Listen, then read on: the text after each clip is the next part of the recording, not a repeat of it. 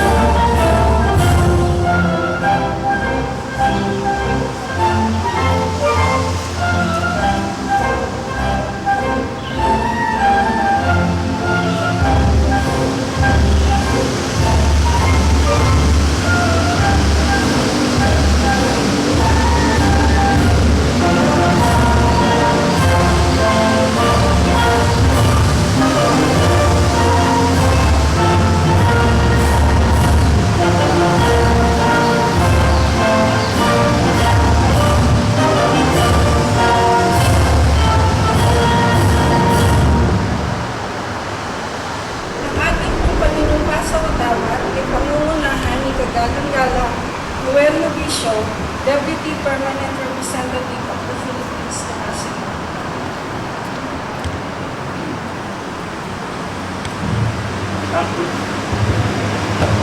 Itasin natin ang ating kamay at sabay-sabay natin itasin ang pangalawa sa watawat ng Pilipinas.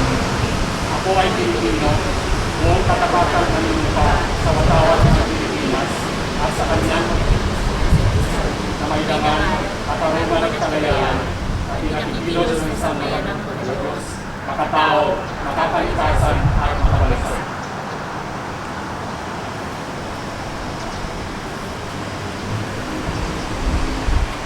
Sa umaga po nito ay magbabasa ng mensahe si kagalang-galang His Excellency Noel Servigon, Sugo ng Pilipinas sa ASEAN, mensahe ni kagalang-galang Teodoro L. Locsin, kalihim ng ugnayang panglabas.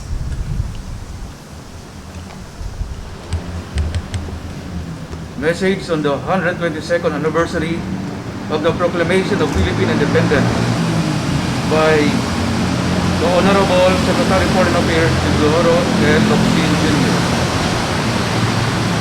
The men and women of the Department of Foreign Affairs join me in celebrating with Filipinos around the world the 122nd anniversary of the Proclamation of Philippine Independence.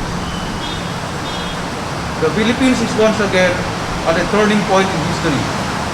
This year's theme, Kalayaan 2020,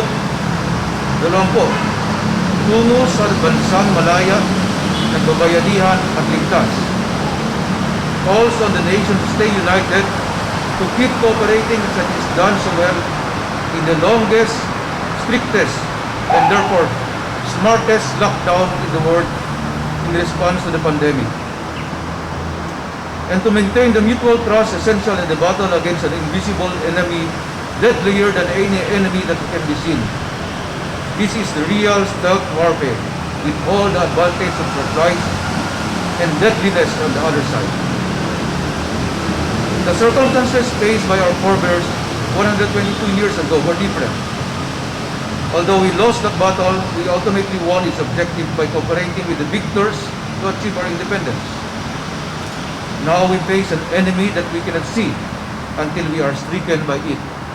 An enemy we cannot live with or in any way accommodate without destroying ourselves and our country. This is a battle to the end of the pandemic or of our nation. We need an even tighter unity and a more vibrant Bayanihan spirit. We need more courage, fortitude, and perseverance than our forebears at it if we are to win the war against this pandemic. Because we have no choice. We win or we die. With President Rodrigo Roa Duterte at the head of our national war effort, your government is trying everything possible. Given our limited resources in manpower and medical technology resources, despite which we have done much better than many rich countries to ensure an inclusive and effective national response to this pandemic, a response that leaves no one behind or unprotected, that sacrifices no Filipino nor spares any, however privileged, from some of the strictest protocols adopted anywhere against COVID-19. The road to healing and recovery will not be easy. Even now, we hesitate to relax our vigilance or reduce the demands of nothing less than the war effort. But we take cues from our heroes who persevered in losing battles and even after total defeat, until they have given the last full measure of self-sacrifice for our country to be independent and our people to be and stay completely free. The struggle continues. Today, it is a struggle to be free of a deadly disease. The Department of Foreign Affairs is one with our people in remembering the past and continuing the fight.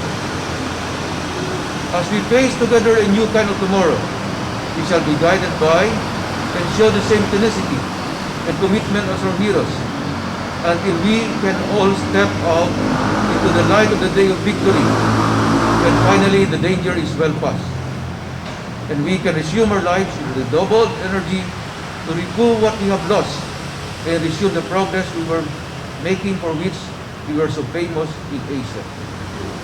But always and ever to live free of tyranny and independent of foreign domination. A sincere friend to sincere friends, an implacable enemy to unrelenting enemies, and a worse enemy to false friends. Live free or die. Happy Independence Day. Mabuhay. Teodoro L. Locsin Jr., Secretary of Foreign Affairs. Maraming salamat po, magalang-galang Noel Sampio. Ang mensahe po ni magalang-galang Rodrigo Roa Duterte, Presidente ng Pilipinas, ay babasahin ni kagalang-galang Lee Yong Kiwi, Sugo ng Pilipinas sa Indonesia. Message from the President. I join the Filipino people in celebrating the anniversary of the proclamation of Philippine independence. 122 years ago, our forebears, armed with nationalistic fervor and indomitable spirit, proclaimed the birth of a sovereign nation founded on democratic ideals and grand aspirations for a prosperous future. As heirs to the legacy, it is our unavoidable duty to protect the Republic that they established by defending our freedom and preserving our way of life. The fight against COVID-19 is an opportunity for this generation of Filipinos to embody the strength, the character of the martyrs of our past as we collectively strive to weather the public health emergency. taking inspiration from our modern-day heroes, our healthcare professionals, law enforcement personnel, essential workers, and other frontliners. Let us contribute to this cause by dedicating our resources and sacrificing our petty desires for the sake of common goal. Looking forward to the future with much optimism, let us all free ourselves from fear, selfishness, and prejudice so that we may endure this pandemic and rebuild a society we can confidently leave behind to future generations of Filipinos. May we have a meaningful commemoration. Rodrigo Roa Duterte, Manila, 12 June 2020. The President of the Philippines. Dito po nagtatapos ang ating pagdiriwang sa Kalayaan 2022 tungo sa bansang malaya, nagbabayanihan at ligtas. Salamat po at mabuhay sa bayan ng Pilipinas.